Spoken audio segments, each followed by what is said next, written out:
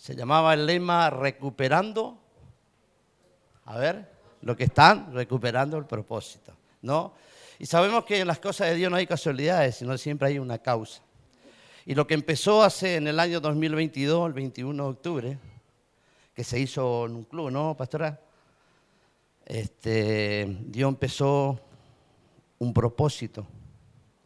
Y usted sabe que yo siempre digo que lo que Dios empezó, Él ya lo terminó. Ahora, en mi voluntad, yo decido si realmente yo quiero ver en la tierra o en el mundo espiritual de que el propósito de Dios, eso que Él ya lo terminó, yo lo pueda ver y desarrollar conforme a la voluntad del Padre. Usted sabe que yo cada mañana no tengo un horario fijo, pero así el Señor a veces a las madrugadas te llama. Muchas veces no entiendo el motivo. No puedo decirle, Dios me habló, Dios me dijo, levántate. Pero sí, a veces a la mañana, a 3 de la mañana, empiezo a hablar con el Señor y a preguntarle. Entonces, todas las mañanas he aprendido un lema que siempre digo y me pregunto de que, ¿quién eres para Dios? Es como que yo le hablo a mi misma persona para recordarme lo que realmente yo soy para Dios. Y hay un lema que dice y le digo, tú eres la huella de su amor. Yo soy hijo por amor. La pasión de su entrega y la herencia de su reino. Y ahí yo puedo comprender de que Él me dio poder, autoridad y potestad. Nos entregó las herramientas a nosotros, lo que un día el Padre le entregó al Hijo en la tierra, siendo hijo. Poder, autoridad y potestad. ¿Usted se imagina qué podríamos hacer nosotros con esos 3 atributos si realmente no nos dejamos guiar por la guía del Padre y por el Hijo y por el Espíritu Santo? ¿Qué haríamos sin el Espíritu? Haríamos desastre. Entonces entiendo de que cuál es el motivo por la cual yo tengo que tener una relación con Dios que se llama comunión. Ese está en el espíritu del hombre, la intuición y la comunión. Más en el alma nosotros tenemos lo que es la emoción, el sentimiento y la voluntad. Entonces entiendo de que realmente yo tengo que hablarle a mí mismo, mi interior, a mi corazón, a mis emociones que se sujeten a la palabra para realmente entender de que Él es el motivo del regreso, porque Él algún día vendrá, dice. Y si hoy viene, cada mañana yo tengo que ponerme a cuenta al Señor, por el hecho de que si Él viene, ¿cómo estarán nuestras vidas espirituales? Si realmente estamos sin mancha y sin arrugas. Entonces entiendo que yo cada mañana tengo que buscar un lema, aunque sea reiterativo, pero es la forma en que yo empiezo una relación con Dios. Hablándome a mí mismo, decirle de que lo que soy un hijo, una identidad, una posición como hijo. Que todo fue por amor. Y que el motivo de Él, que Él no dejó una huella, no dejó un legado, no dejó una enseñanza que están en sus escrituras. Ahora nosotros entendemos que el propósito de Dios, en un propósito que cualquiera de nosotros sin Cristo podemos tener propósitos. Más bien vemos las vidas cotidianas que para Dios son buenas, el desarrollo, el crecimiento, en estatura, en inteligencia y en sabiduría. Y sabemos que el propósito de Dios es un deseo personal, pero el propósito de Dios también es un propósito del Padre que a través del Hijo nosotros vamos a ir descubriendo en el transcurrir del peregrinar que estamos de paso en la tierra. Entonces yo entiendo de que el propósito significa un deseo, una intención y una voluntad y una visión. Y eso trae una misión. Ese es el propósito natural. Pero nosotros yo quiero mostrarte en el libro de Éxodo, capítulo 3, hay un llamamiento con un propósito. Y usted sabe que Dios nos llamó a nosotros con un propósito. No solo para ser hijos, nos llamó con un propósito. Y el propósito que Dios va a desarrollar en nuestra vida es para que se cumpla en la tierra. Por eso Él dejó dones y talentos. y dejó diversidades de dones para edificación de la iglesia.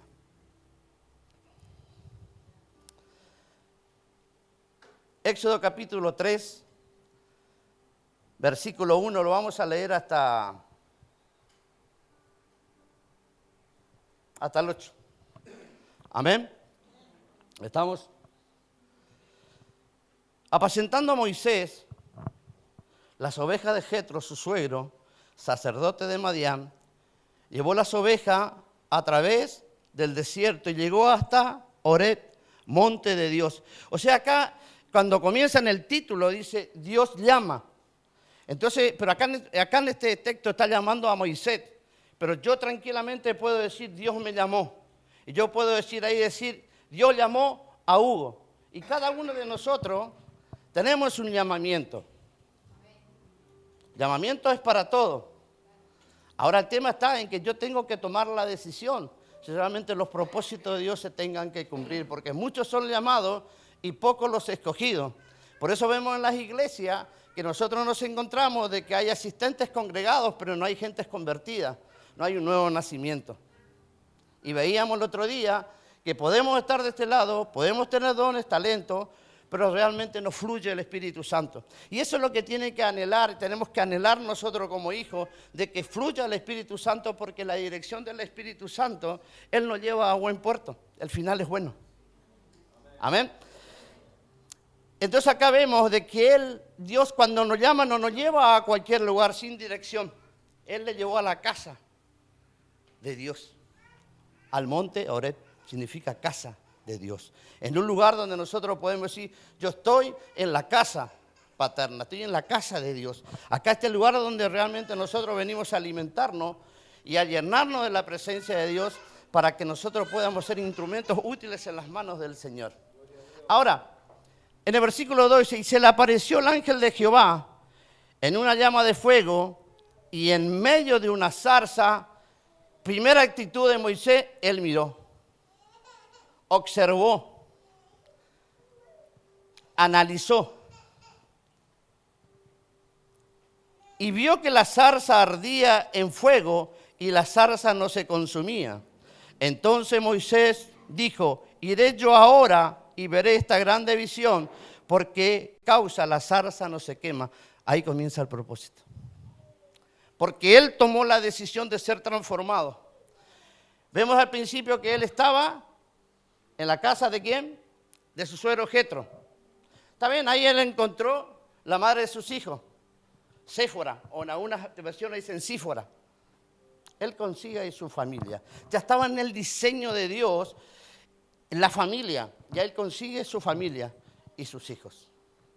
Pero Dios tenía algo mucho más para mostrarle. Y él en la zarza, lo que él cuando dijo, miró y fue a ver qué es lo que acontecía en ese lugar, él se encuentra con algo sobrenatural. Ahí comienza el propósito de él. Dice que viendo Jehová que él iba a ver, lo llamó en medio de la zarza y le dijo, Moisés, Moisés. El Señor no se equivoca. Él cuando te llama por tu nombre. Él no va a decir, mi llamamiento no viene por el lado de Moisés, viene por el llamado de Hugo. Y su llamado viene por parte de su nombre, porque Él te conoció. Él sabe por qué te llama. Él entiende perfectamente qué es lo que puede hacer y qué es lo que puede transformar, porque Él es soberano. Ahora vemos de que ahí comienza la relación con Dios.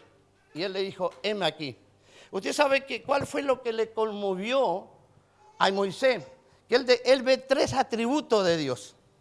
Y esos 3 atributos fueron para que él realmente pueda tener un encuentro, porque él fue y miró y se le apareció el ángel, se le apareció de él mismo. Y no se le aparece en una figura humana, sino en una figura angelical. Pero él escuchó la voz. Le dijo, Moisés, Moisés. Ahora, en mi voluntad, yo decido si realmente el llamado del propósito de Dios se cumpla, está en mí, no está en Dios. Y él descubre primeramente la soberanía. Y en su soberanía, Dios tiene la soberanía para hacer su voluntad con su creación. Por eso es cuando nosotros decimos, y Él cumplirá el propósito en mí, es porque en el poder de Dios, Dios tiene la autoridad de hacer lo que Él quiere con cada uno de nosotros porque somos creación de Él. Hechura. Yo no puedo hacer lo que yo quiero porque yo no soy dueño de mi vida. Mi vida tiene un dueño. Una persona en la cual estábamos condenados a la muerte, pero Él en su inmensa misericordia y su amor y su gracia, Él hizo, y en el ministerio de la reconciliación hizo a que nosotros hoy podamos estar disfrutando de aquellos que deciden estar en la presencia de Dios. O sea, no es que yo pueda hacer lo que yo quiero. Yo tengo que hacer porque Él es mi Padre. Y el Hijo tiene, para ser bendecido, tiene que ser obediente al Padre. Él descubre la santidad. El segundo atributo, que el que le llamó no fue un hombre. Por eso muchos, a vos no te llamó un hombre, te llamó Dios, te dicen. Bueno, sí. Cuando nosotros, Dios nos llama, vemos la santidad de aquel que te llamó y Él entendió que solamente en la obediencia Dios le iba a llevar al propósito y el diseño de Dios y lo iba a santificar. ¿Sabe lo que significa santidad? Apartado de. O sea que Él nos apartó. Ya nos apartó para ser su hijo, para que el diseño de Él se cumpla en cada una de nuestras vidas. Ahora, el tercer atributo que Él descubre es la fidelidad. Dios es fiel. Por eso siempre cantamos que dice, tu fidelidad es grande, tu fidelidad incomparable, nadie como tú, bendito Dios. No hay otro que pueda cumplir lo que realmente Él tiene diseñado para nosotros. No hay otro. No hay otro lugar donde nosotros podamos encontrar lo que realmente hoy el mundo necesita y nosotros lo tenemos. Que a pesar de, hay paz. Ahora, ¿por qué tenemos paz? Porque somos hijos y porque Él nos llamó y porque hemos entendido de que Él tiene poder para hacer lo que quiere en nosotros y que tenemos en la santidad de Él nosotros podemos ver la manifestación de la gloria de Dios en cada una de nuestras vidas. Ahora, si yo le pregunto a usted cómo es la manifestación del Espíritu Santo, ¿qué dirían ustedes? Eso es personal.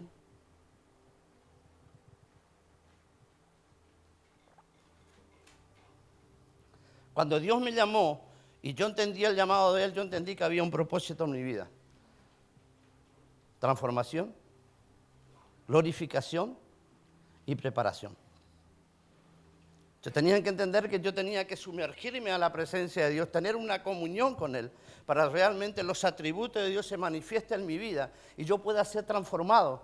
Porque si los atributos de Dios no se manifiestan en nuestra vida, nunca el propósito de Dios se va a cumplir en nosotros, porque Dios es un Dios de orden. Él es orden. Entonces Él no va a hacer nada lo que yo no quiera. Y Él no se equivocó darnos la libertad a que nosotros decidamos. Pero así Él nos mostró desde el principio la vida, la muerte, la obediencia, la desobediencia, la luz, las tinieblas, la muerte y la vida. Dijo, elige pues. Yo te diría que elijas que se cumpla tu propósito. Está en mí, realmente. Y las relaciones con Dios son personales. Eso es comunión. Y en mi comunión yo puedo hablar con el Señor. Y en el tiempo vienen las confirmaciones. Porque la fidelidad del Señor es grande. Usted sabe que el mundo no tiene un plan de salvación. Nosotros sí tenemos el plan de salvación con un propósito. Por eso, yo quiero que nos traslademos por un instante al Salmo 139.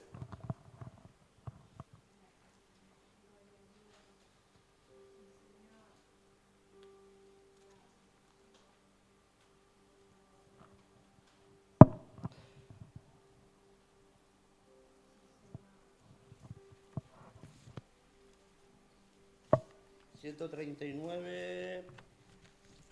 del 13 y el 14 vamos a leer. Y el 15 y el 16. para que nosotros podamos ver la soberanía y el por qué.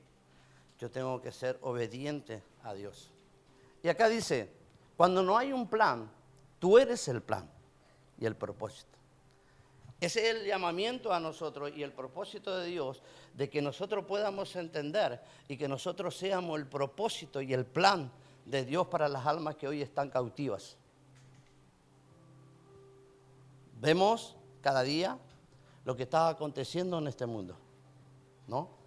Pero más allá de que nosotros no hacemos la vista gorda, nosotros conocemos lo que es la escatimación y conocemos lo que es la teología 4 y sabemos que todas estas cosas van a pasar. Pero nosotros sabemos que nosotros somos victoriosos en el Señor. Que nuestra victoria muchas veces no lo vamos a alcanzar en la tierra, pero sí vamos a alcanzar cuando realmente podamos estar allá en la Nueva Jerusalén. Porque ese es el propósito. Nosotros queremos que Dios nos bendiga en la tierra y decimos, Señor, tenés que bendecirme, o vine a la iglesia porque Dios me tiene que bendecir. Y la bendición más grande que nosotros hemos tenido fue en la cruz. Él nos redimió de la condenación que estábamos y hoy nosotros no estaríamos. O sea, la gran bendición que tenemos nosotros es que su presencia y su omnisciencia pueda hacer que nos dé la sabiduría para que nosotros podamos permanecer en las doctrinas de Él, en las enseñanzas de Él, para que cuando nosotros podamos alcanzar el día en que Él vendrá a buscar a su iglesia. Y ese es el propósito más grande y el primordial y el primero que tenemos nosotros, es de que estamos esperando la venida del Señor.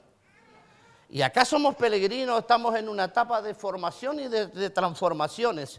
Pero vamos a ver de que el plan y el propósito del mundo no son como el plan y el propósito que Dios tiene para cada uno de nuestra vida. Ahora, Dios tiene un propósito para lo de afuera, sí, también el propósito, porque Él murió por todo.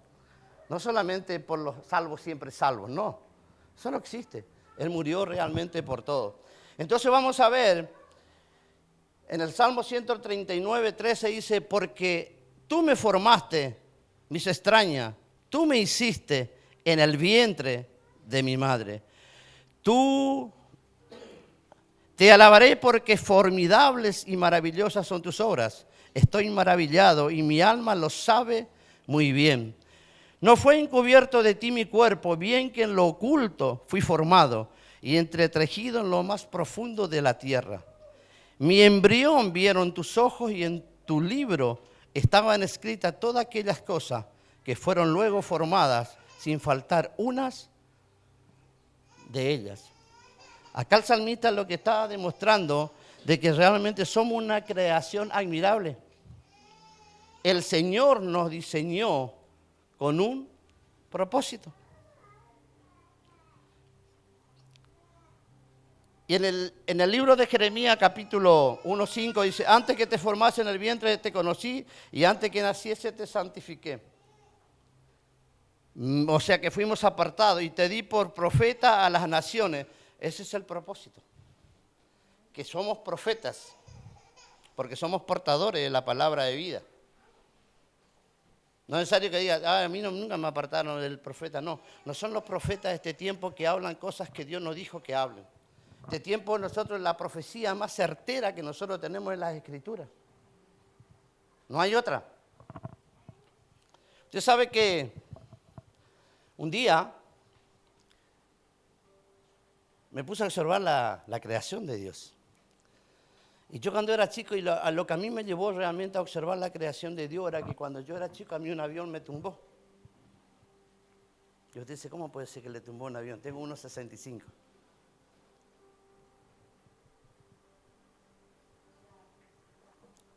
Venía el avión y me puse a observar el avión. Y empecé a mirar y cuando me di cuenta el avión pasó y perdí la estabilidad y me caí. Entonces yo decía, me tumbó un avión. Y mi abuela me decía, ¿cómo que te tumbó un avión? Me dice, sí, abuela, me tumbó un avión. ¿Cómo te tumbó? Y sí, le estuve mirando y me perdí la estabilidad y me caí. Habré tenido 7 o 8 años. Mire lo que me acuerdo. También me acuerdo de la paliza que me dio. También me acuerdo. Me dio una paliza, doña Chana, impresionante con la varita. Por eso el hermano Germán el otro día me mostraba, lo que no me pegaron mi padre, me pegó mi abuela. Sí.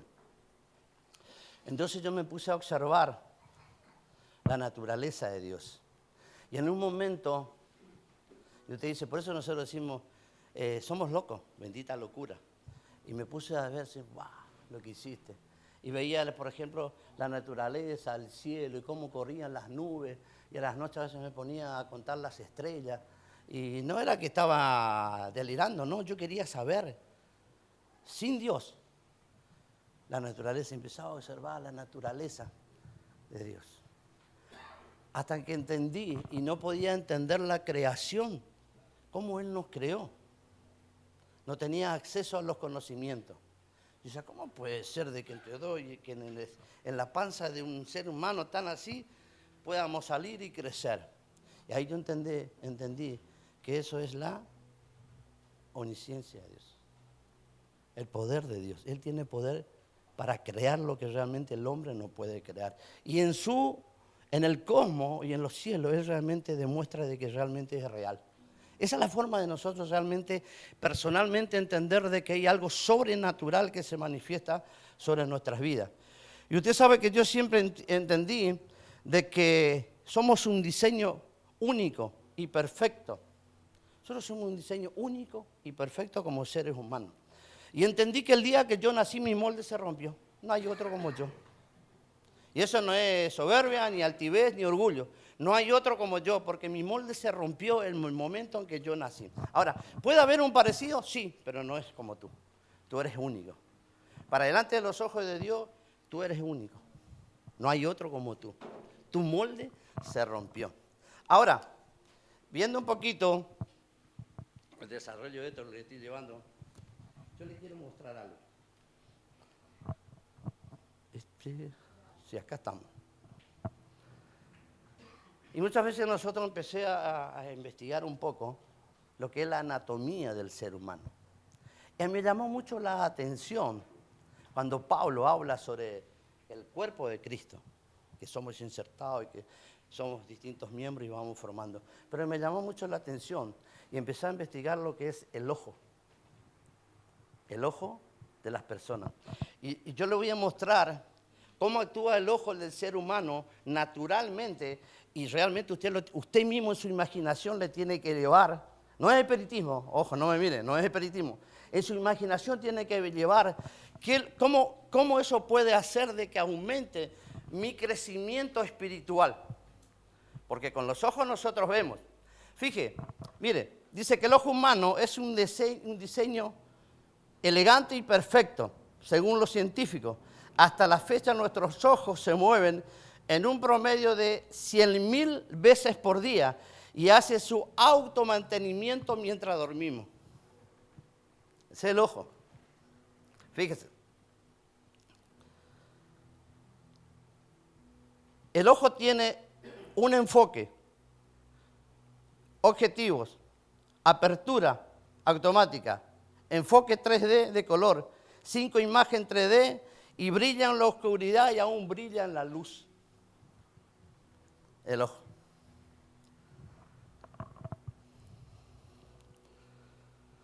El ojo puede discernir 16 millones de colores, 70.000 matices grises, y nosotros solo vemos los colores primarios, los 7 colores primarios, aunque el número es el número perfecto. Pero de los 7 colores primarios, Dios hizo a que nosotros pueda haber diversidades de colores, de 7 colores. Que más de nosotros, de una persona, Él hace cosas grandes. Eso se llama la transformación y el cambio y el nuevo nacimiento en nuestras vidas. Dice,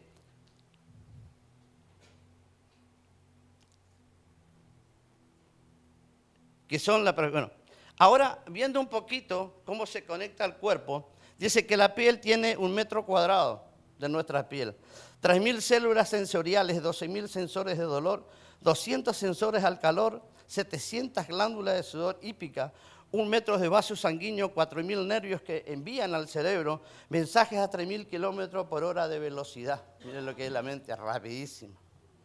Ahora, cuando nosotros hablamos de la piel hípica, usted sabe que cuando nosotros vemos que dice que Pablo estaba en el pozo del más allá, que era la cárcel, que hoy es un lugar turístico en Roma, él estaba en una posición así. Y ahí él hacía sus necesidades. Y del resto de los presos que venían, eso era un descenso, y todo lo que era la materia fecal y todo el orín que venía de las personas, todo venían al lugar en que ellos estaban ahí. Y recibían azotes. Azotes y azotes. Y usted sabe por qué él no murió desangrado, Pablo, ahí. Porque la misma transpiración que produce sal hacía que la sangre se corte y formaba un cuerpo. Y no permitió que él muera desangrentado ahí. Ese es Dios. Cómo nos creó tan perfecto. Fíjese.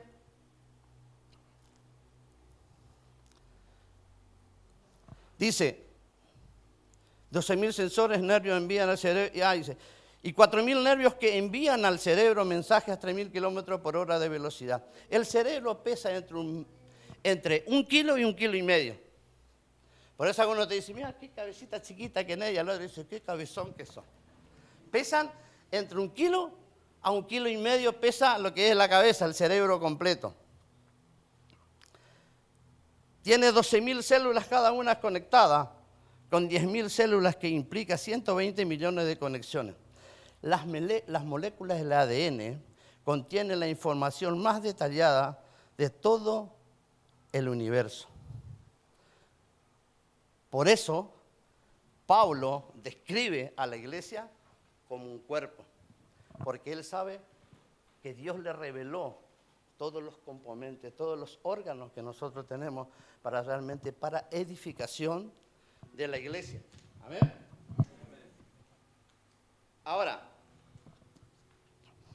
Ahora sí vamos a hablar un poquito de lo que es el propósito de la Biblia. Estábamos hablando un poco de lo que es el propósito en nuestras vidas personales. ¿Sin Cristo o con Cristo?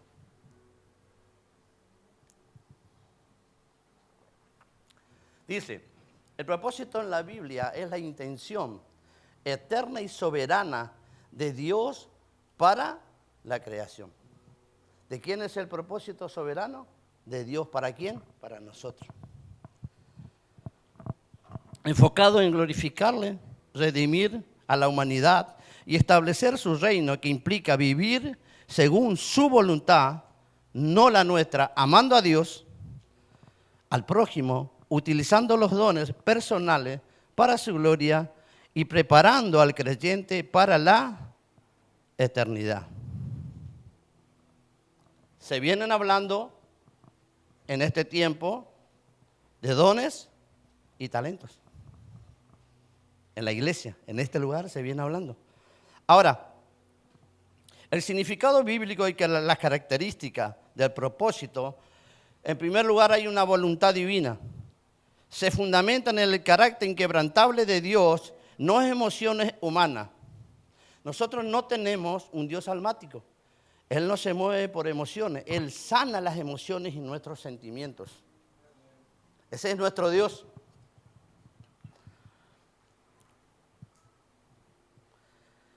Segundo punto, el propósito es glorificar a Dios. Él tiene el fin primordial del hombre, darle gloria, conocerlo y disfrutar de Él. O sea, el fin de Dios es que nosotros le glorifiquemos, le demos gloria a Él, servirle a Él y conocerlo y disfrutar de Él. Usted ve mucha gente que concurren a la iglesia y tienen más problemas. ¿Por qué? Porque no vienen con un corazón dispuesto realmente a disfrutar de Dios, disfrutar de Él, de su presencia, buscar en su presencia. Si sabemos que hablando de una plenitud, estamos hablando que es Cristo en nosotros, está la plenitud, tenemos todo. Ahora, ¿por qué nosotros entonces muchas veces tenemos un montón de cosas emocionales y sentimentales en nuestras vidas? Porque realmente no estamos confiando en la plenitud y no estamos glorificando a Dios como realmente Él se merece. Hay un propósito general y específico. Incluye un llamado general a la santidad y a la evangelización. Eso lo van a encontrar en Mateo, capítulo 28, 19 y 20, que dice, por tanto, id y haced discípulos a todas las naciones, bautizándolos en el nombre del Padre, del Hijo y del Espíritu Santo, enseñándoles que guarden todas las cosas que he mandado. He aquí que yo estoy con vosotros todos los días hasta el fin del mundo. Ese es el propósito de Dios. No hay otro propósito. Él dijo, por mi causa tendréis aflicciones, serán perseguidos, vituperados y azotados. No dijo pare de sufrir. El propósito de Dios es que nosotros realmente podamos estar en una santidad apartado de Él para poder salir a evangelizar y traer, como alguna vez alguien fue instrumento en las manos de Dios para que nosotros hoy estemos en este lugar. Alguien nos llevó, alguien nos habló del poder de Dios. Alguien nos dijo, Jesús te ama. Alguien nos dijo, hay esperanza contra esperanza. Lo encontramos en el libro romano. Esperanza contra esperanza. Quiere decir que Dios, en medio de nuestra desesperanza, Él es la esperanza para nuestra vida. Diario y personal. Hay un propósito específico personalizado mediante los dones y los talentos. Hay un propósito específico en los dones y en los talentos. Están los dones personales, y el otro día lo veíamos en el seminario, dones personales que son los que nosotros podemos desarrollar de acuerdo a lo que nosotros elegimos para capacitarnos. Pero los dones de parte de Dios son los dones espirituales que Él dejó para la iglesia. Don de discernimiento, don de sanidad, don de profecía, don de ciencia, ¿no? Don de liberación, don de interpretación de lenguas. Esos son los dones que nos ha dejado. Ahora, cuando nosotros hablamos de talento, Él nos deja una parábola. Hay una parábola. Y ahora yo le voy a hacer un desafío a ustedes. Yo necesito 5 personas. Menos Germán, porque Germán es el asistente del profesor. 5. Vamos, que yo le quiero mostrar algo. Le voy a hacer un desafío. 1, 2, 3. ¿Me falta uno? Ale, ahí está. Bueno. Usted decís qué iba a hacer con estas monedas. Hoy mi nieto me dijo, dame, esa es mi moneda, abuelo. Esa es mi moneda. No, no son tuyas, Leo. Vamos a hacer una cosa. Yo le voy a mostrar algo. Esto es algo positivo de los talentos. Y en la Biblia lo está. Yo le voy a entregar de Alemania. No, ¿verdad? 2 talentos. 1, 2, 3. 2. A él le voy a dar uno porque tiene mucho talento. Bueno, 1, 2, 3. ¿Usted le dio 2? 3. 1, 2, 3, 4. 1, 2, 3, 4, 5. Él tiene el pastor, le vamos a dar. Ahora, ¿no? La Biblia nos relata. Yo sé que ustedes la conocen porque acá tienen un maestro de la palabra. Ahora, si yo les pregunto a ustedes en este momento, ¿qué harían con estos talentos? ¿Cuál es el desafío que ustedes tienen? Como representación a lo mejor de sus vidas personales o de una familia. ¿Qué harían ustedes con estos talentos en sus manos?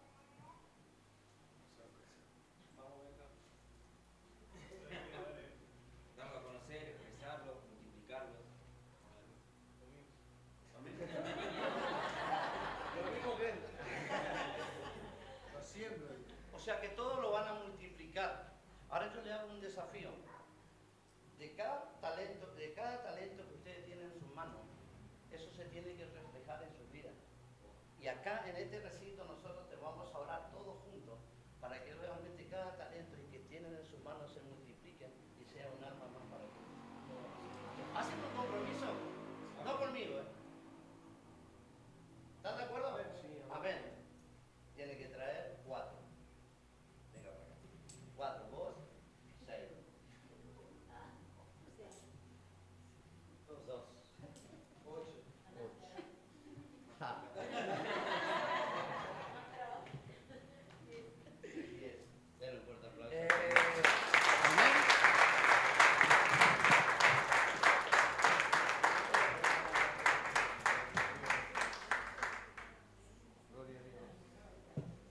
Amados, ese es el compromiso que tenemos nosotros. Con ese propósito Dios nos llamó. Primero, manifiesta su poder. luego nos santifica y luego vemos que Él tiene una fidelidad. Lo que Él prometió, Él lo va a cumplir. Si hay promesas sobre tu vida, si hay un llamamiento, es con un propósito.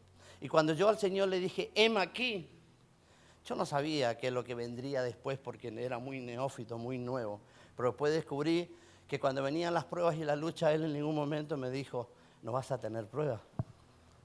Y no todas las pruebas en el discernimiento de espíritu, no todas las pruebas vienen por causa de tu ministerio. Muchas veces viene por causa de, como decía el hermano Germán la primera vez que lo escuché, el hermano Emma, él dijo, porque hemos gestionado mal. No todo viene porque el Belcebú o Satanás o el diablo o el coludo, como muchos le dicen, puso la pierna y nos hizo tropezar. No, es porque realmente nuestra confianza no está en la plenitud en el Señor. Yo recuerdo, para hablarle un poquito de los dones, y yo quiero que usted esté atento a esto porque son unos testimonios hermosos. Estamos en tiempo. Corría el año 2018, viajé a la ciudad de Posada, estábamos en un evento de hombres en ese lugar. Estábamos en Encarnación, Paraguay, una gloria hermosa, varios siervos de Dios a nivel nacional y de otros países estábamos en ese lugar. Y fue una coinonía tan hermosa en ese lugar. Y luego fueron 3 días cuando terminó todo eso. Domingo al mediodía se hizo todo lo que es el cierre, nos despedimos. Y ya en la noche, como habían algunos hermanos que tenían que viajar y estaban con el tema del regreso, los aviones, todo eso, no tenían para ese día disponible y se quedaban un día más. Entonces el pastor tomó la decisión de decir, vamos a hacer una reunión en la iglesia, hoy nos vamos a reunir ahí y vamos a seguir, no nos vamos a desconectar tan rápido por un sistema y vamos a seguir en ese lugar. Esa noche el pastor me dice, Huguito, vas a tener que dar el mensaje. Porque cada uno tenía una participación, pero siempre están los expositores centrales. Y bueno, en ese lugar le digo, Señor, yo siempre digo que me gusta hablar de parte de Dios, pero quiero hablar siempre de algo que he vivido, de que he experimentado en la parte de Dios, tanto en lo personal, familiar y como en nuestros ministerios. Y eso es lo que hace que te llena, que realmente tú puedas permanecer en los caminos de Dios cuando ves de que realmente Dios está en el tema. Cuando Dios está en el asunto, suceden cosas sobrenaturales. Vos decís, ¿pero qué pasó? No, solamente, Señor, le dijimos, heme aquí, soy un instrumento en tus manos. Haz lo que quieras conmigo. Cuando realmente nosotros tenemos bien en claro que le estamos prometiendo a Dios, y esa es nuestra vida espiritual, consagrarnos a Dios sobre todas las cosas. Él es el primero. Él es en nosotros, Él es en tu familia y Él es en tu ministerio. Es la orden de Dios. Y en el lugar en que andemos. Llegan 2 familias. David, con tumores le declararon cáncer de tumor, cáncer de pulmón. Sabemos que el pulmón tiene 3 pieles. La primera piel del pulmón ya estaba consumido por el cáncer. Su esposa hacía 6 meses que lo operaron a corazón abierto. Vinieron los 2 a ese lugar. También llegó en ese lugar una mujer depresiva, donde durante 8 años le estaban dializando a su esposo. Con un nene de 8 años, único hijo, a ese lugar. Y compartí un mensaje, ese día muy breve, y cuando estaba desarrollando el mensaje, el Señor sentía como que mi oído hacía ploc, ploc, mi oído, y Dios me direccionó a realmente orar por esas 2 personas. Y tanto a Joselo como a Marlene, una mujer depresiva y su esposo ya 8 años sin esperanza de vida, y este muchacho con un cáncer de pulmón y su esposa recuperándose de una operación a corazón abierto. Y le invité a que pasaran. Y quería orar. Pero yo no le podía decir, Dios te va a sanar. Porque ¿qué se parece si yo le prometo algo y después Dios no lo cumple? Porque yo no sé cómo son las voluntades de Dios. Él hace como Él quiere. Él hace como Él quiere con cada uno de nuestras vidas. Por eso le hablaba de que Él puede hacer lo que quiere con nuestras vidas. No nosotros lo que queremos con nuestras vidas. Pasaron los 2 y Dios me direcciona y solamente le digo, si solamente creyeren, verán la gloria de Dios. Si ustedes cumplen principios, Dios va a cumplir promesas sobre sus vidas. Solamente deben creer y deben permanecer si realmente en la voluntad de Dios quiere sacarles de las situaciones que están. Oramos, le hicimos hacer el paso de fe, recibieron a Cristo como su único Salvador. Y lo que era imposible para la ciencia, en el tiempo justo y perfecto del Señor, Dios le sanó de cáncer a David. Automáticamente fue a hacer los estudios y lo sanó. La esposa ¿cómo se me fue del corazón, la costura, todo? Bueno, al poco tiempo fue, no me sale la palabra cuando se va sanando. ¿Cómo? Cicatrizó perfectamente. Ahora los 2 permanecen, siguen en los caminos del Señor. Y Dios tiene un propósito y ha entendido que Dios lo trajo con dolor. Pero ellos siguen permaneciendo en el camino del Señor. A los 6 meses me llamó el pastor Darío y me dice, Huguito, tenemos un congreso en el campamento de jóvenes en la Filadelfia, en Ituzaingó, y necesito que vengas porque tenemos que ministrar. Y son muchos jóvenes, hay como 200 jóvenes y tenemos que estar en ese lugar. Así que fuimos a ese lugar. David estaba, las hermanas estaban en la cocina. Y pregunto por Joselo. Le digo, pastor, ¿y Joselo? No, dice, Joselo tuvo un accidente. ¿Qué le pasó? Él cuando salía se dializaba lunes, miércoles y viernes. Y en una de esos, cuando él salió de diálisis para ir a la ambulancia, se le cortaron los 2 tendones de la rodilla. Y así que a él lo operaron, tenía las cicatrices de acá hasta acá, las 2 rodillas. Y bueno, ¿qué hice? Él terminó todo el lunes, fuimos a verlo.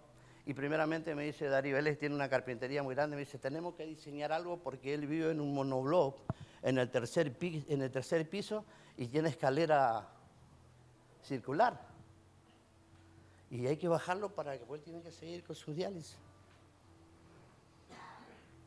Así que el primer lunes, el primer miércoles, los primeros viernes nos íbamos con el pastor, lo acostábamos sobre la tabla y lo bajábamos. Y ese mismo decía, Señor, hubo un grupo de amigos que hizo lo mismo con ese paralítico para que realmente él sea sanado. ¿Se acuerdan cuando entraron por el techo? Y a mí me venía esa imagen y Dios me hablaba y Dios me quebrantaba y le decía, Señor, tú me diste que yo suelte una palabra, que tú ibas a cumplir esas promesas sobre tu vida. Y con eso vine con una carga de Joselo. Eso fue en julio. En noviembre vuelvo nuevamente, volvemos porque había un congreso de damas en Foz do Iguazú, que eran de damas, nosotros solamente veníamos y las acompañábamos. Y cuando volví nuevamente y pregunto, ¿y Joselo? Joselo estaba mucho tiempo en la silla de ruedas y quiso hacer una travesía, se levantó y se cayó y se quebró la pelvis. Nuevamente internado Joselo. Primer viaje, solté la palabra. Segundo viaje, él con problemas en sus rodillas. Tercer viaje, internado porque se abrió la pelvis. Reposo. Nuevamente, colgarlo, llevarlo, hacer ese trabajo de que Dios nos mandó a hacer, del servicio. Eso es lo más grande que hay, es el servicio en las cosas del Señor. El nene Bauti, él llegaba a la iglesia, yo me acuerdo, Bauti se le sentaba en la primera fila, Joselo en silla de ruedas, su esposa ahí saliendo de una depresión profunda, y el nene dormía. profundamente. Pero cuando él se despertaba, él le decía, el pastor habló de tal cosa, tal cosa. Él dormía, pero la omnipresencia de Dios le daba el mensaje, un nene de 8 años.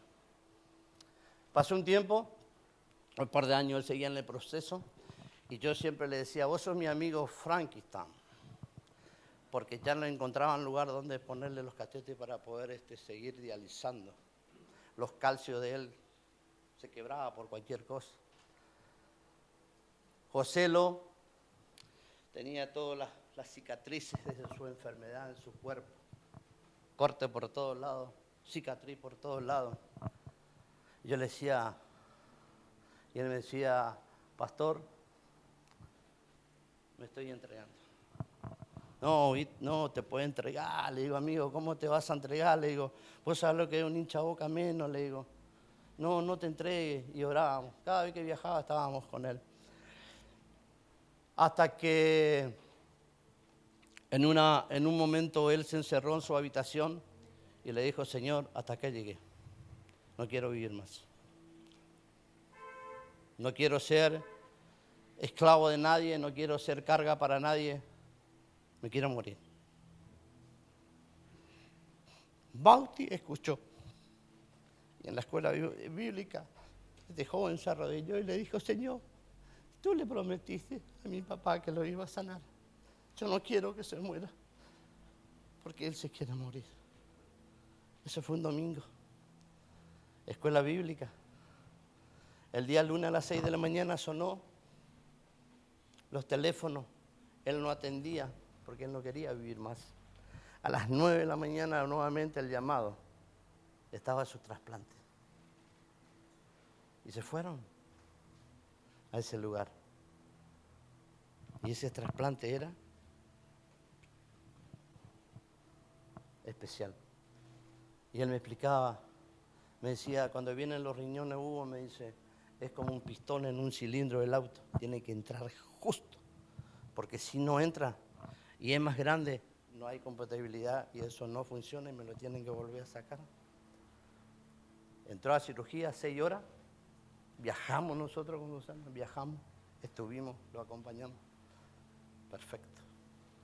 Dios hace perfecto. Joselo recibió su trasplante hasta hoy en día. Perfecto. Hacía 10 años de que él no usaba su instrumento para mejitar. Sus vejigas se pegaron. Decía, Joselo, todo bien, tus riñones están funcionando, pero tiene que empezar a hacer pis. Tu vejiga no está funcionando y estamos en un grave problema nuevamente de tu vejiga. Y él ya aprendió a orar y decía, yo tengo un Dios todopoderoso. Él hará porque Él me prometió que yo cumpla principio y Él iba a cumplir su promesa. Y Él me dijo que me iba a sanar porque si me dio mis riñones nuevos, los 2 riñones nuevos, es porque Él quiere hacer algo en mí. Usted sabe que en esa oración Él empezó. Y sus vejigas se empezaron a despegar y Él empezó a funcionar su vejiga.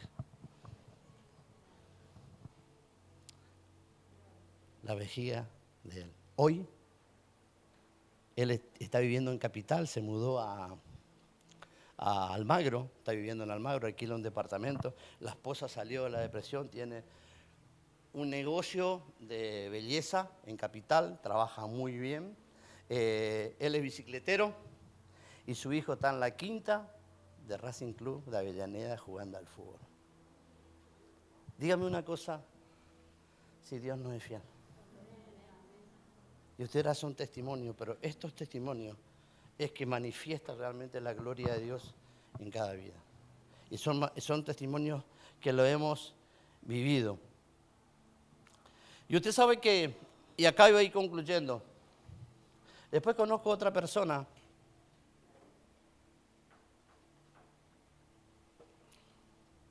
Marlene, la esposa de José, gana alma, hermano, impresionante cómo se le pegan las almas y cómo ella trae alma a la iglesia. El 70% de la iglesia son almas que Marlene ganó. Depresivo, con problemas de adicciones, enfermedades, y ella lo trae a la iglesia. Pastor, me trajo un alma. Hoy está congregando en una iglesia en Liniers, lo mismo, está llenando la iglesia. Tiene el don ese de ganar alma, una facilidad como gana alma. Y están congregando y están sirviendo al Señor. Un propósito duro en la vida de ella, pero Dios se ha manifestado con poder. Conozco un varón, no voy a dar nombre, chaqueño, de cuna en la iglesia, también. Él sale y se viene y se para en la calle y dice, varón. Viene y le presenta a Cristo. Le hace así el paso de fe y le lleva a la iglesia. Pero realmente en él no hay testimonio. Y eso es lo que el otro día aprendíamos, que decía, podemos tener el talento, todos los dones, pero realmente solamente decímalo. Y él gana alma. Pero es una persona que no da testimonio. Un hombre tramposo, yo ese es Jacob, todavía no es Israel. Tramposo y con un montón de cosas artimaña tiene. Entonces yo le pregunté al Señor, ¿cómo puede ser? Y ahora, usted sabe que él es un cristiano de cuna. Y he entendido que él habla de Cristo, pero no nació de nuevo. Y ese es el gran problema, que cuando no hay un nuevo nacimiento, nosotros hacemos muchos desastres en las cosas del Señor. Por no haber el nuevo nacimiento.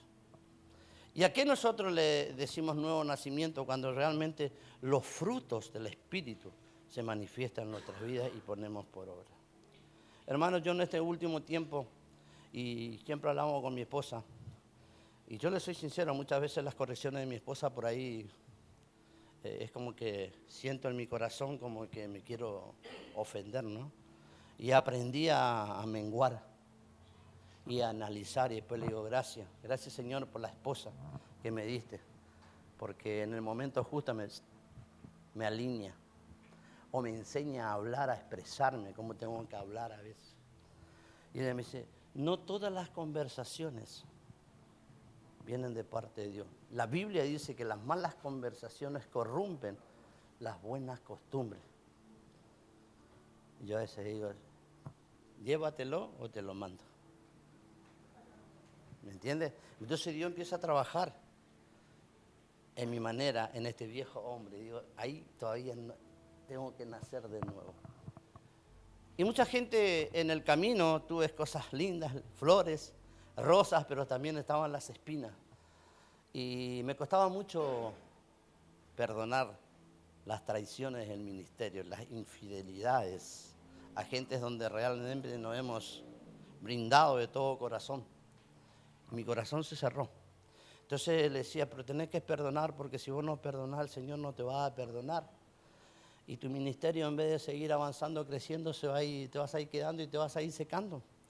Porque yo tengo que perdonar, porque si yo no perdono las ofensas, Dios no me puede perdonar el tuyo, y vos también sos un pecador. Yo ya lo perdoné, pero no quiero tener afinidades con ella. O sea, pasaba y para mí no existen. Son invisibles. Yo decía, el que nos suma, resta. Entonces, un día estoy y me viene una palabra y digo, el que nos sirve, nos sirve. ¿Serví o no serví? Y pronunciaba y me decía, ¿por qué decía eso? El que nos sirve, ¿verdad? Si nos sirve, nos sirve. ¿Serví o no serví? Ustedes me van canalizando. Si yo le sirvo a Dios, le tengo que servir. Y si no le sirvo, no sirvo. No estoy hablando de inutilidad, estoy hablando que no sirvo. Pero yo ya lo perdoné, pero ignoraba. Yo le voy a ser sincero, hermano. Cada vez que le veía a esa persona, yo sentía el golpe.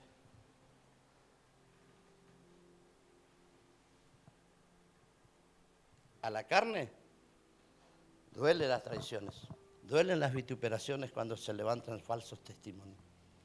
Duele realmente cuando te brindás por todo o te causan divisiones. Y entonces me decía, pero la palabra dice que el trigo y la cizaña tienen que crecer juntos. Y los obreros le dijeron, Señor, vamos a separar esto y no vamos a dejarlo que crezcan.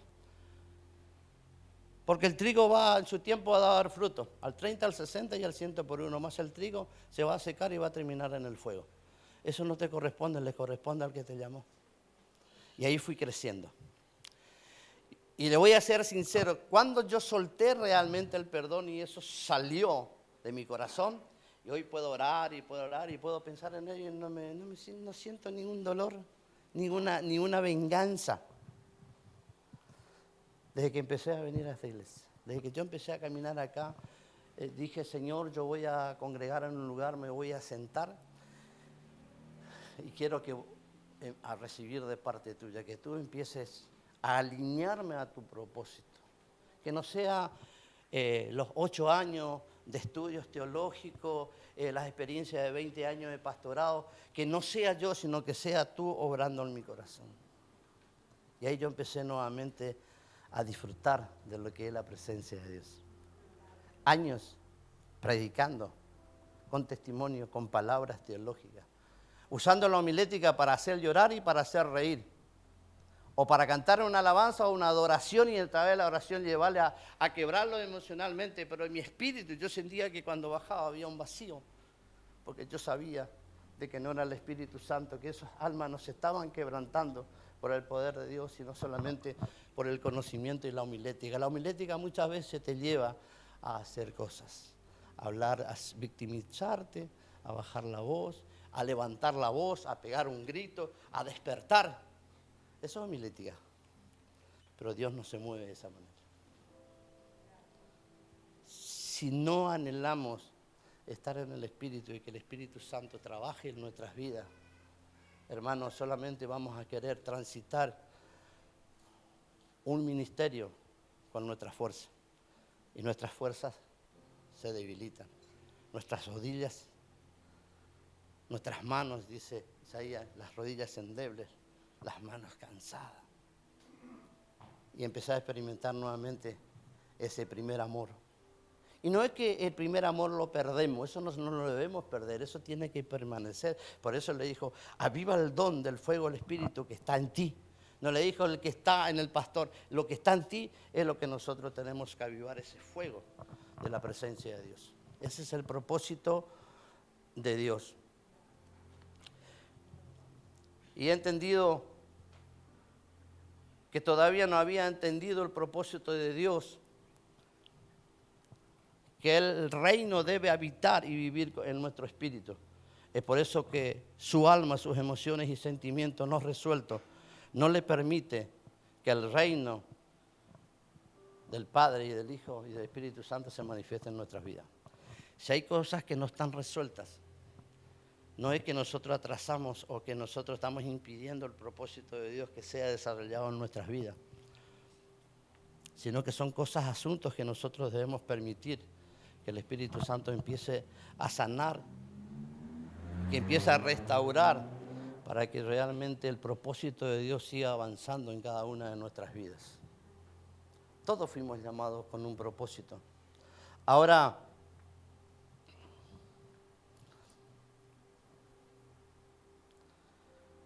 el otro punto habla un poquito del reflejo de Cristo. Y en el reflejo de Cristo es como dice, viste que nosotros decimos, sé imitadores de mí como yo soy de Cristo, decía Pablo. Ahora nosotros podemos decir, ¿cómo yo voy a imitarla a Pablo? Si realmente el diseño, la imagen perfecta es el Hijo.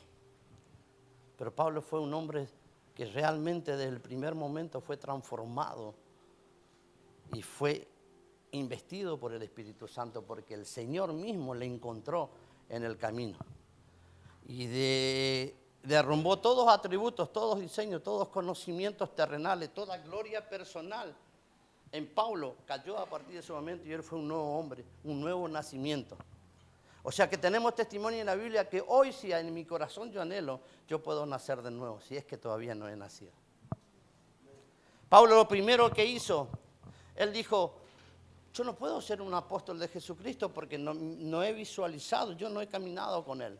Pero él no se quedó, él sabía que Dios lo encontró con un propósito. Que de ser perseguidor de la iglesia pasó a ser perseguido, lo tenía bien en claro. Entonces, ¿qué es lo que hizo él realmente? Él se fue en el lugar, en los apóstoles, aquellos que realmente visualizaron y estuvieron con él. Pedro, el amado, Juan, Mateo, todos estaban en una cueva. Ellos se encerraron, tenían miedo, no han entendido el propósito de Dios. Más allá de que ellos visualizaron, entró un espíritu de incredulidad en la vida de los apóstoles de Jesucristo. Él fue a ese lugar y dice que Juan y Mateo y Marco se pusieron y dijeron, ojo que ese es Pablo. Y él empezó a hablarle y empezó a revelarlo, cosas que no le reveló el Espíritu renal, sino que fueron revelaciones del Espíritu Santo. Él tenía el discernimiento del Espíritu porque él tuvo un encuentro con el Señor en el camino y le reveló su gloria y su poder y para qué lo llamó, cuál era el propósito sobre la vida de Pablo. Y Pablo, cuando se le presentó a ellos, ellos se pusieron atónitos, dice que tuvieron miedo, tuvieron temor, porque Pablo mataba a los creyentes con 16 años. Él ya empezó a estar. Dicen algunos eruditos que él presenció cuando a Esteban lo sacaron afuera y lo apedrearon, y que él fue el que dio la orden y presenciaron. Eso dicen los eruditos. Los comentaristas, no dice la Biblia. Y cuando él se le presentó y le empezó a hablar realmente de todo lo que ellos vivieron en el ministerio de Jesús, ellos pudieron entender a través del Espíritu Santo, que todavía no fue de manifiesto en la tierra, pero ellos entendieron que en Pablo ya estaba algo sobrenatural porque él empezó a manifestar lo que realmente los apóstoles vivieron. Y dijeron, sí, es verdad, él tuvo un encuentro con Cristo. Esa es la manera que nosotros manifestamos en el mundo cuando realmente hay cosas sobrenaturales en nuestras vidas, que no son nuestras, pero que son de Dios. Y que yo en el nuevo nacimiento manifiesto y brillamos como en el ojos, tanto en la oscuridad como en la luz. Para eso Dios nos llamó. Eso es ser el reflejo de Cristo. Somos imitadores de Él y nos dejó un camino y una huella para que nosotros sigamos. Ahora, el otro punto, hablamos un poquito de las relaciones y los servicios, que también son parte del propósito. Dice, primero, amar a Dios sobre todas las cosas y al prójimo como a uno mismo. Es el núcleo del propósito diario. No es que hoy te amo y mañana ya no te amo. De que hoy viene un alma y hoy le recibo y después mañana pasa el tiempo y ya no le pregunto cómo andás, ni le visito, ni le llamo, ¿qué tal hermano? ¿Por qué no venís? ¿Qué pasó en tu vida? ¿Necesitas que oremos por vos? ¿Necesitas que los siervos te visiten? ¿Te pasó algo? ¿Tenés alguna necesidad? Porque se quedó en el camino. Y muchas veces venimos y nos llenamos del Señor, estamos acá, pero realmente miramos, ¿y qué pasó? ¿Por qué el hermano Andrés hoy no está? ¿Qué pasó? Es por trabajo, por tiempo, pero qué bueno que nos sentimos cuando te llama y te digo, hermano, ¿qué tal? ¿Cómo estás? Dios te bendiga. No te vi en el culto, ¿no? Un chisme santo, para sacarle. Y eso es importante, porque realmente eso es parte del servicio. El propósito bíblico transforma la vida cotidiana al darle sentido, dirección y una razón de ser superior a las metas materiales. El propósito de Dios es superior a nuestras metas materiales. Hermano, no quiere decir a que nosotros no tengamos metas personales. Porque hay personas que dicen, Dios me llamó y dejan todo y Dios no nos manda a hacer cosas que Él después no nos va a sostener. Sobre todas las cosas sí está el llamamiento, está el servicio. Transforma la vida cotidiana al darle sentido, dirección a una razón de ser superior a nuestras metas. Amarás a tu Dios con todo, tu mente, con todo tu corazón y con toda tu alma. Bueno, esa palabra cuando nosotros soltamos nos quedamos enlazados, porque Él oye. Él es omnipresente, Él está acá. Donde tú estás, Él está. Y Él oye. Dice que Él escucha. Porque ahora, el último punto dice, ¿cuáles son los 5 propósitos de Dios? Primero, adoración. ¿Qué es una adoración? Amar a Dios. Segundo, comunión. Es amar a la familia de Cristo. Yo tengo que amarla a ustedes. Y ustedes me tienen que amar. Ustedes me tienen que ver a mí como un prójimo. Ustedes me tienen que ver con el ojo de misericordia. Ahora, ¿por qué yo tengo que mirarla a usted con ojo de misericordia y tengo que mirarlo con amor y con gracia? Porque Él un día me miró con esos ojos. Por eso la comunión significa que hoy estamos en una coinonía realmente para amarnos unos a los otros, para amar a la familia de Dios. El tercero es el discipulado. ¿Debemos crecer como a nosotros nos parece o debemos crecer como Cristo en nosotros? No vivo más yo, dice, más Cristo vive en mí. Y eso se tiene que reflejar. Cuarto, ministerio. ¿Cuál es el ministerio? ¿No? Llamamos ministerio y queremos... No, nuestro ministerio es el servicio a Dios. Ahora, evangelización es compartir el evangelio de Jesucristo. Ese es el propósito desarrollado en nuestras vidas. Son puntos específicos que nosotros debemos tener en claro para que realmente se cumpla el propósito de Dios y sea de manifiesto en la sociedad. Ahora, ¿cuánto nosotros tenemos de Cristo? ¿Cuánto tenemos para dar? Porque dice, lo que tengo, te lo doy. No tengo dinero, no tengo plata. Aunque muchas veces el dinero ayuda para que se cumplan un montón de cosas en los ministerios. Es parte de la finanza de Dios. Pero ¿qué tenemos para dar nosotros a la sociedad? ¿Qué tenemos para darle?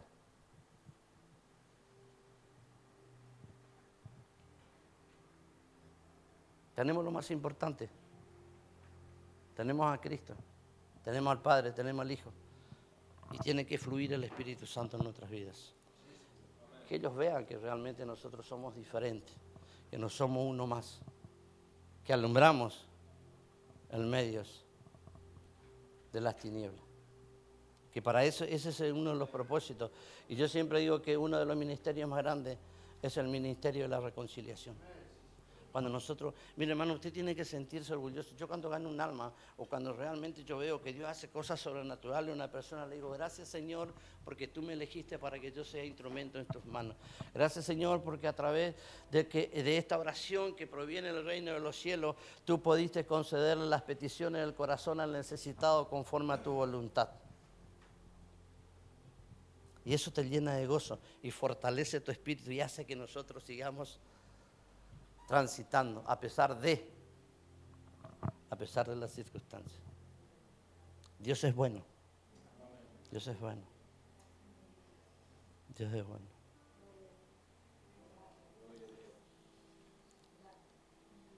Estábamos compartiendo este fin de semana con los pastores del ministerio.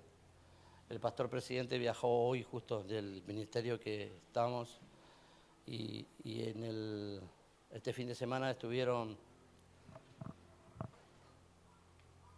los pastores de Pergamino. Ellos en septiembre hizo un año, ellos perdieron un hijo en un accidente. Tiene 3 mujeres y un hijo. El Andy fue un chico que se crió, nació en las cunas evangélicas y fue un chico con talentos y dones impresionantes. Lo que él tocaba en los instrumentos era un profesional y nunca fue estudiante. Todos los instrumentos y tenía un carisma para conquistar personas y traer a la iglesia. Pero él en 3 años se apartó y en 3 años vivió lo que una persona puede vivir en 30 años. Hizo lo que no tenía que hacer de todo. En 3 meses Dios lo llamó nuevamente, lo reconcilió y él pidió comunión a la iglesia. Él se arrepintió. Pero en esos 3 meses él ganó muchas almas para Cristo. Y él partió a la presencia de Dios. En un accidente, un día sábado, 21 de septiembre. Y a veces nosotros decimos, ¿es necesario que una vida se pierda para que realmente un ministerio crezca en almas dentro de la iglesia? Solo Dios sabe, no vamos a cuestionarle a Dios. Pero hoy la iglesia creció, muchos jóvenes, y han entendido de que el mundo no tiene nada para ofrecerle, que solamente en Dios hay un propósito divino y hay una plenitud completa para todos sus anhelos y deseos de que ellos puedan anhelar. Una iglesia de Pergamino que estaba vacía hoy está con 200 miembros. Casi la mayoría son almas que realmente Andy predicaba, aún estando en los boliches. Él predicaba en los boliches. Ganó una comisaria con problemas de suicidio. Él se estaba por suicidar. Una jefa de policía de mujeres de Pergamino. Él lo encontró y él lo siguió y la acompañó y le habló y le presentó a Cristo. Y él estaba perdido en el pecado. Y siempre digo yo, ¿y ahora qué? Andy, está en la presencia. Pero yo le veo a sus padres. Y usted dice, ¿cómo pues se perdieron un hijo? Y yo le digo, pastora, le digo, ¿cómo usted puede hablar tanto de Cristo? Está llena de la gloria de Dios, de la palabra de Dios, cómo habla del Señor, con una facilidad, tiene palabra del reino, habla y tiene un espíritu fortalecido. Y él me dijo, pastor, yo aprendí a vivir en el dolor, pero el que a mí me sostiene es Cristo. Él está todos los días. Y yo hablo de Cristo, pero tengo mis momentos de llanto. Yo lloro. Y cada día le extraño más a mi hijo. Pero Dios me prometió que algún día estaremos juntos. Amén. Póngase de pie. Denle un fuerte aplauso al Señor. Amén.